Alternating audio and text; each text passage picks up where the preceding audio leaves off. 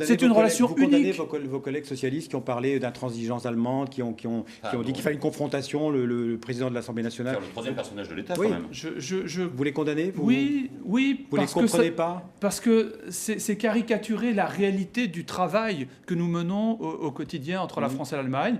Nous savons que nous ne partageons pas les mêmes orientations, mais nous les discutons et ça n'empêche pas d'avancer, y compris d'ailleurs sur des solutions qui sont proposées par la France, contrairement à ce que j'ai entendu dans votre petit reportage.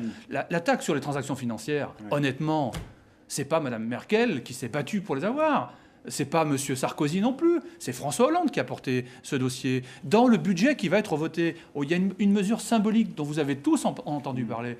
Devait être supprimé dans le prochain budget 2014-2020 le plan d'aide alimentaire aux démunis, c'est-à-dire cette aide apportée aux Restos du Cœur et à d'autres. Vous parlez du budget de l'Union européenne. Oui, c'était une demande aussi des pays conservateurs, partagée par l'Allemagne. Oui, Eh bien, nous avons argumenté, nous avons dit pourquoi c'était nécessaire que l'Europe soit aux côtés des plus démunis dans chacun de nos pays. Et nous avons emporté la décision dans le budget qui sera proposé au Parlement européen en juillet prochain au vote, il y aura cette disposition. Ce que je veux dire... Heureusement qu'on entend la deuxième puissance économique. Non, mais ce que je veux dire, c'est qu'il faut arrêter de penser que c'est l'Allemagne qui décide pour les autres. Alors c'est vrai qu'il y a aujourd'hui une petite musique différente, c'est qu'avant, nous avions un président de la République française qui était plutôt derrière Mme Merkel et qui l'écoutait.